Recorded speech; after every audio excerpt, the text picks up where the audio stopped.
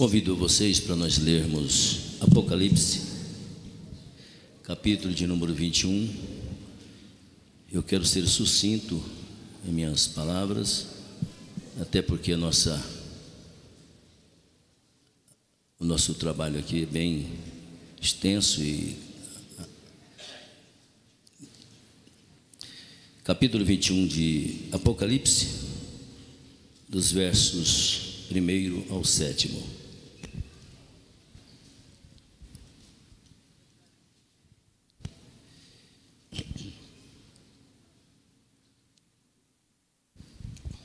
Podemos ler?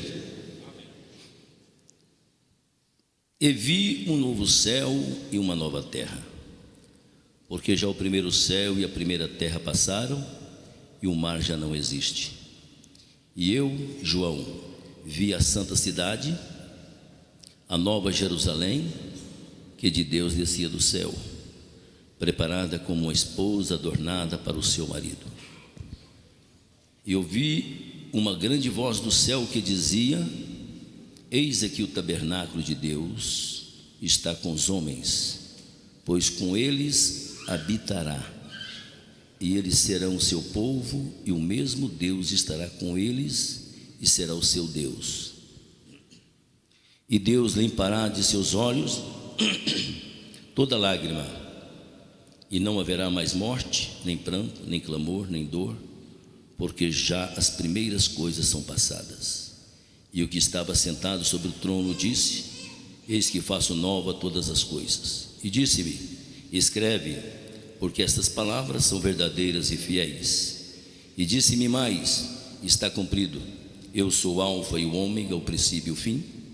A quem quer que tiver sede, de graça lhe darei da fonte da água da vida. Versículo 7: quem vencer herdará todas as coisas, e eu serei seu Deus, e ele será meu filho. Amém, igreja? Podeis assentar.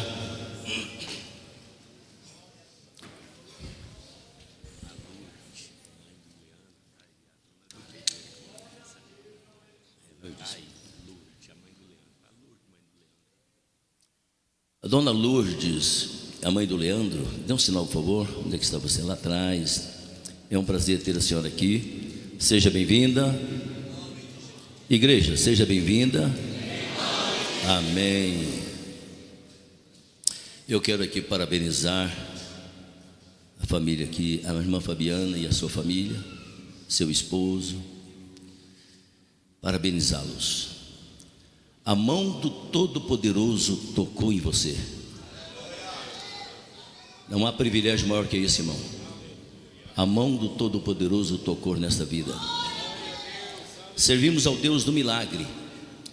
Escute, tem milagre aqui hoje? Porque o mesmo Deus está aqui. E se você prestar bem atenção, se você cultuar a Deus em espírito e em verdade, Deus pode tocar em você também nesta manhã e fazer milagre na sua vida. Não há um milagre maior do que receber Jesus como Salvador. Então eu quero te estender aqui para o pai da irmã Fabiana, também parabenizá-lo. Eu creio que todos oraram e buscaram a presença do Senhor. Esta igreja aqui, nós estávamos juntos orando. O divino sempre pedia oração aqui, e constitui para nós uma alegria muito grande estar junto com a nossa irmã aqui, ouvindo esse testemunho e glorificando a Deus. A Ele toda a honra, toda a glória e todo o louvor. Queridos, não existe vencedor sem luta. E desde que nascemos nós lutamos pela vida. Todos nós lutamos. Lutamos pela saúde, lutamos pelas conquistas do dia a dia, não é? Para cada uma destas conquistas existe uma luta específica, mas o certo é que nós temos que lutar. Mas o projeto de Deus para o homem não é simplesmente nascer, crescer e morrer. há uma herança eterna. O que diz João 3,16? A igreja pode repetir para mim? João 3,16, pode ler? Porque Deus...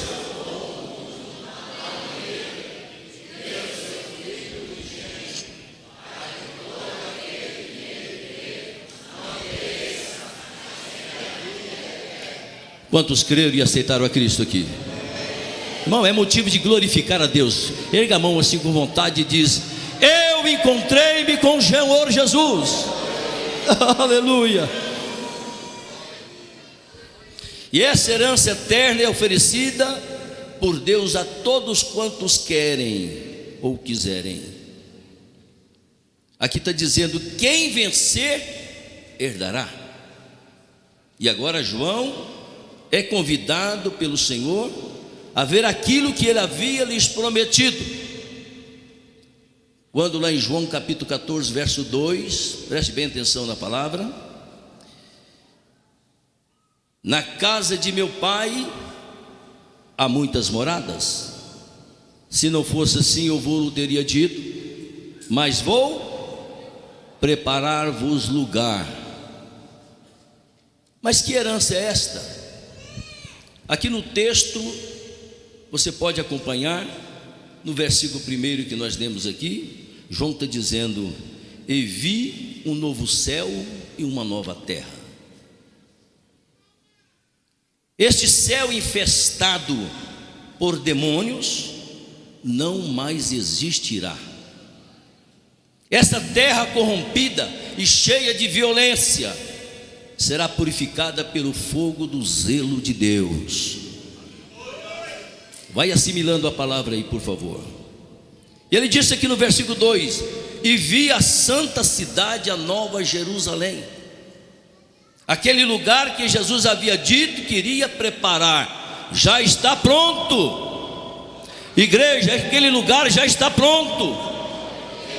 Aleluia. Terceiro, no versículo 3 ele diz: ouvi uma grande voz do céu que dizia: eis aqui o tabernáculo de Deus com os homens.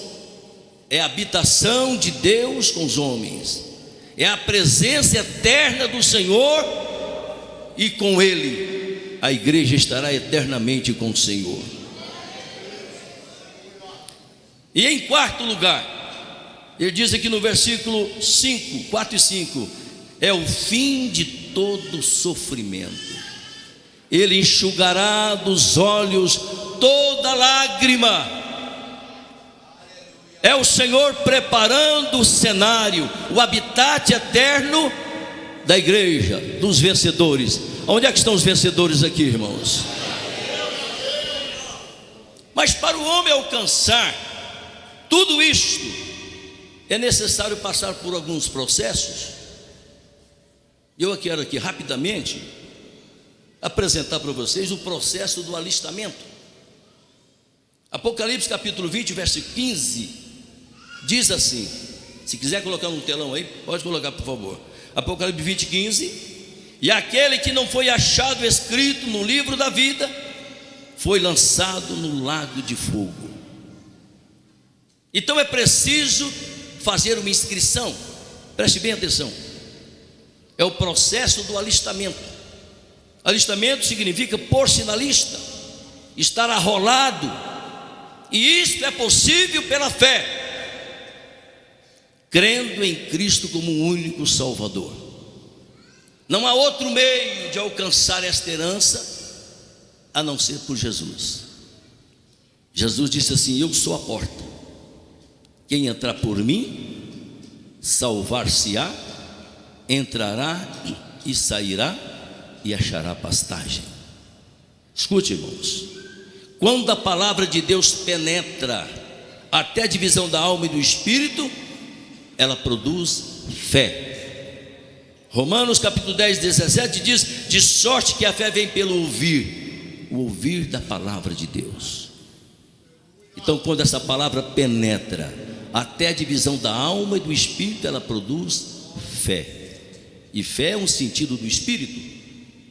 Os que creem são selados pelo Espírito Santo. Querido, todos nós que cremos em Cristo como Salvador e o recebemos em nosso coração, nós fomos selados pelo Espírito Santo de Deus. Parece que a igreja não está entendendo o que eu estou dizendo aqui, a profundidade desta palavra. Você ouve isso aqui todos os dias, mas presta atenção: você foi selado pelo Espírito Santo de Deus. Você tem selo de Deus na tua vida. Isso significa propriedade, isso significa exclusividade. Passamos a ser uma propriedade exclusiva de Deus. Aleluia. De mortos em delitos e pecados, hoje vivemos para a glória do Senhor. Ele nos vivificou. Queridos, Ele nos vivificou. Você tem uma nova vida, eu tenho uma nova vida. Nós fomos salvos pelo o nosso Senhor Jesus Cristo, lavado e remido pelo sangue do Cordeiro. O Senhor diz: quem crê em mim, ainda que esteja morto, viverá. E Efésios 2:1 diz: e vos vivificou, estando vós mortos. Então nós estávamos mortos, mas Ele nos vivificou. O mais de Deus me alcançou, o mais de Deus te alcançou e te vivificou. Há muitos que ainda continuam mortos, espiritualmente falando, alienados de Deus, mas nesta manhã Deus tem uma palavra para o teu coração. Ele quer vivificar a sua vida para que você tenha vida verdadeira, vida abundante com Deus.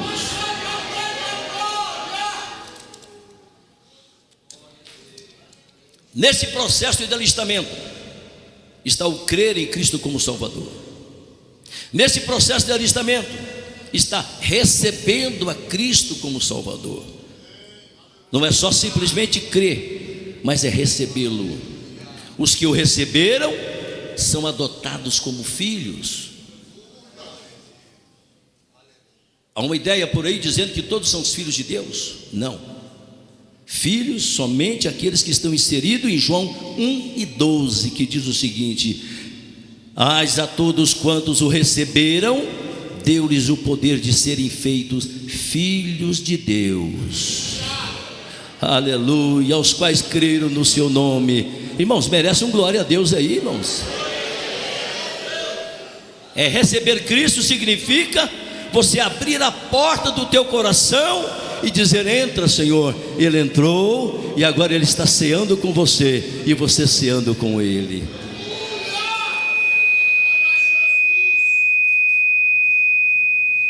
Daqui um pouquinho nós vamos estar aqui cercando a mesa do Senhor, literalmente falando, comungando. Isso significa que nós estamos em comunhão. Nós estamos em comunhão uns com os outros e com os céus. Aleluia. Receber fala de arrependimento, de ação. É levantar, como eu já tenho dito, abrir a porta e convidar Jesus para entrar. É declarar oficialmente, presta atenção aqui, os que vão descer o batismo, presta atenção. É declarar oficialmente esta inclusão. Aleluia. A saber, se com a tua boca confessares ao Senhor Jesus e em teu coração creres que Deus o ressuscitou dos mortos, serás salvo. Daqui um pouquinho nós estaremos descendo aqui os nossos irmãos que vão descer as águas batismais. E eles estarão oficializando o seu ingressamento, o seu alistamento nesse grande projeto do Senhor Todo-Poderoso. Estarão sendo inclusos aqui no grande exército do Senhor. Então, o processo de alistamento não herda nada do Senhor se não se inscrever, se não se alistar, ou seja, se não aceitar a Cristo como Salvador. Esse é o primeiro processo. O segundo processo é o processo da conquista. Existe uma carreira, existe um caminho a percorrer até chegar no alvo. Nós aceitamos a Cristo, mas continuamos aqui. Olha o que diz a palavra em Hebreus 12, versículo 1, a parte C: corramos com paciência a carreira que nos está proposta. Tem uma carreira. Vocês vão descer as águas batismais, mas não sabemos quando Jesus vai voltar. Então haverá um percurso, e você precisa de permanecer como crentes, como os novos soldados em Cristo Jesus. Esse caminho é justamente o viver cristão, é se manter fiel a Cristo até o momento determinado. Preste bem atenção na palavra que está sendo dita. Miqueias 2:10 diz assim: levantai-vos e andai, porque não será aqui o vosso descanso. Isso significa que você tem que desenvolver a sua salvação, você tem que crescer na presença do Senhor, você tem que se amadurecer como crentes e se tornar firmes a cada dia. É nesse caminho que existe provações e perseguições durante todo o percurso, que exige, não é coroado se não lutar. Então lute, lutar para vencer. Nós não entramos na guerra para perder, irmãos. Nós somos mais do que vencedores. Entramos na guerra para ser vencedor, e nós somos vencedores. Será que os vencedores estão aqui?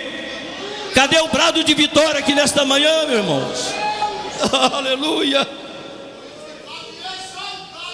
E nesta luta, irmãos, requer esforço próprio. Olha o que diz a palavra do Senhor: o reino dos céus é ganho por esforço. Olha o que diz aqui em Lucas 13:24: esforçai-vos por entrar pela porta estreita. É um esforço próprio. Hebreus 4, verso 11: esforcemo-nos por entrar naquele descanso. Então tem esforço, tem que ter esforço. Você tem que lutar. Não pode cruzar os braços e ficar aí como um parasita. Você tem que levantar e lutar, porque é uma conquista que é os céus. Ainda tem um percurso até chegarmos lá.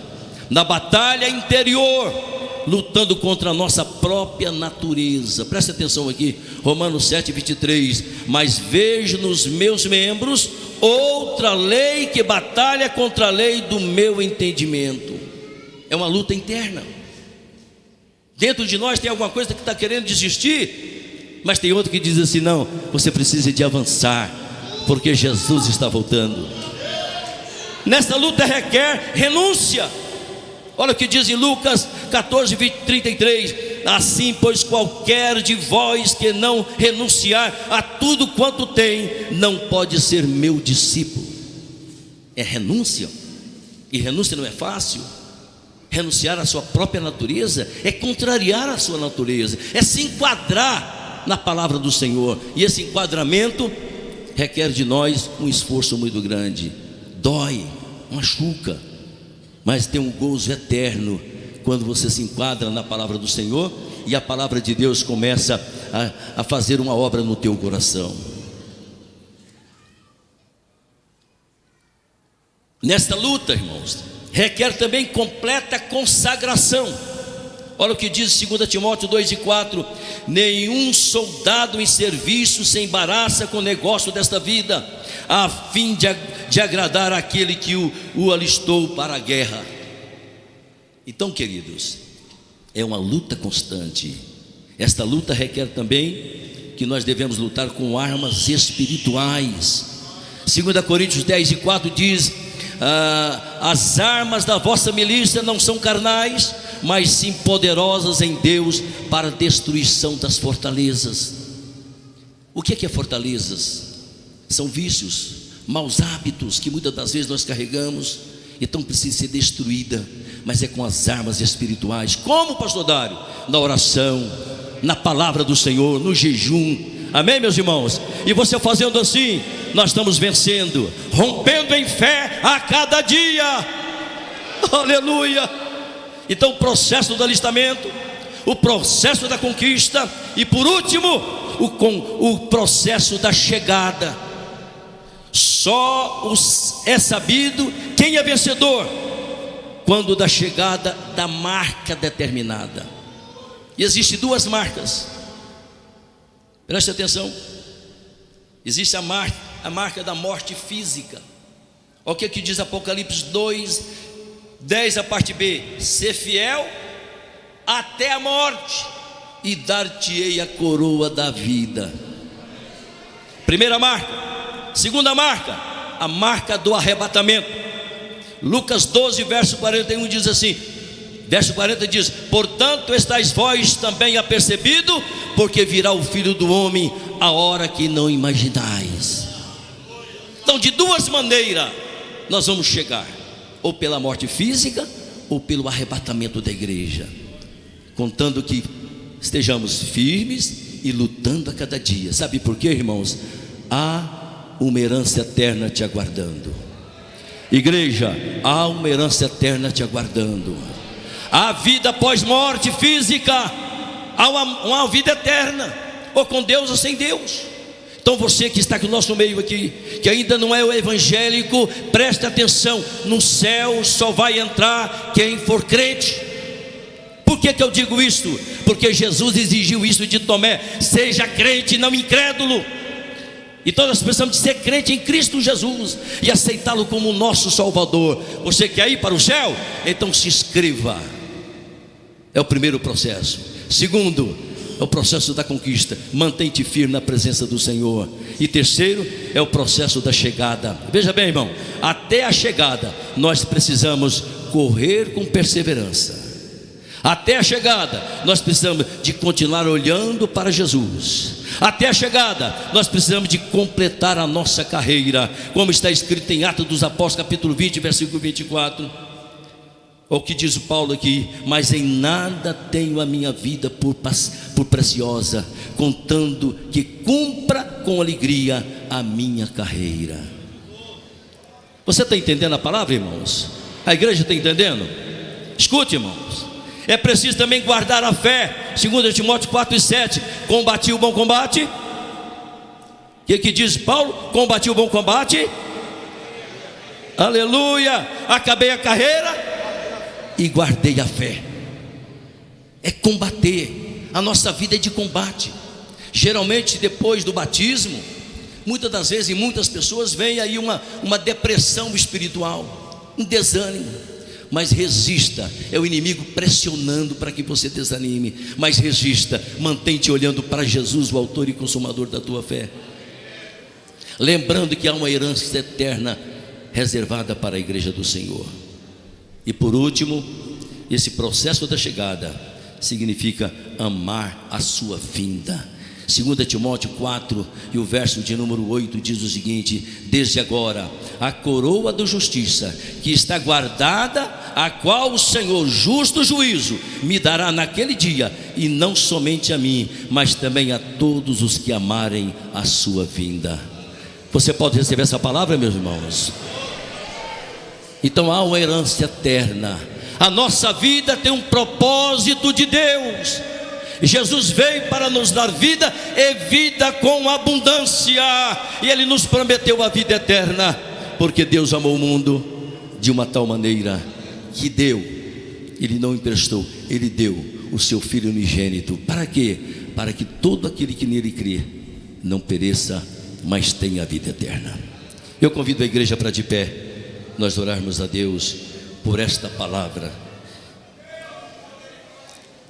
Lá em Daniel capítulo 12, verso 13 diz assim: tu porém vai até o